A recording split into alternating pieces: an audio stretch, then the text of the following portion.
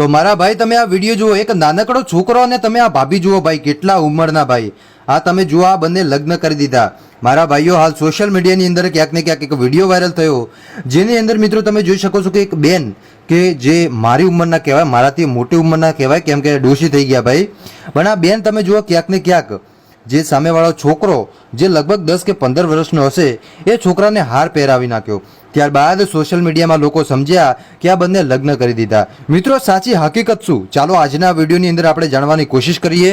એટલે ખાસ કરીને વિડીયો તમે અંત સુધી જોતા રહેજો.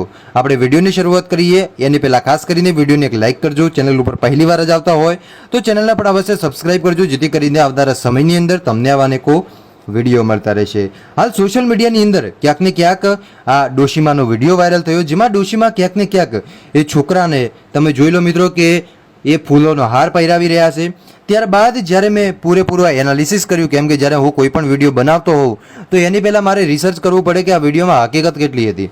જ્યારે મિત્રો મેં આ વિડીયોની હકીકત જાણી ત્યારે મારા પણ હોશ ઉડી ગયા. હવે મિત્રો હતું એમ કે આ હતો મિત્રો બર્થડે સેલિબ્રેશન, એટલે કે બર્થડે પાર્ટી હતી, જન્મદિવસની પાર્ટી હતી. ને જન્મદિવસની પાર્ટીની અંદર ક્યાંક ને ક્યાંક આ ભાભીએ જે સામેવાળો તમે છોકરો જોઈ રહ્યા છો, નાનકડો છોકરાને ફૂલોનો હાર પહેરાવી દીધો. એટલે સોશિયલ મીડિયામાં લોકો એમ સમજ્યા કે આ બંને લગ્ન કરી દીધા, પરંતુ હકીકતમાં મિત્રો આમનો ઈરાદો એવો જ હતો વાયરલ થવાનો. હવે તમને ખબર છે કે વાયરલ થવું એટલે કાંઈક ને કાંઈક નવું તો કરવું પડે ભાઈ. એટલે આ બંને જણે આવું કર્યું. ત્યારબાદ નીચે લખ્યું પાછું મોટા અક્ષરોમાં, ખરાબ કોમેન્ટ કોઈએ કરવી નહીં. એટલે આ ખરાબ કોમેન્ટ ન કરવાની તમે કહો તો તમારે આવા કાંડ જ ન કરાય ને કે લોકો ખરાબ કમેન્ટ કરે. કેમ કે તમે આવી રીતે ફૂલોના હાર પહેરાવો તો અમારે આ આંખો બળી જાય ભાઈ, કે હવે અમારે કરવું શું ભાઈ.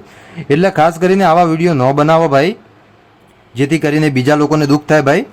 તો બસ આજ માટે આપણે આટલું જ રાખીએ. મળીશું આપણે નવા વિડીયોમાં નવા ટોપિક સાથે. ત્યાં સુધી બધાને જય માતાજી, જય દ્વારકાધીશ. આગળ પણ આવવાનો સપોર્ટ કરતા રહેજો. ધન્યવાદ.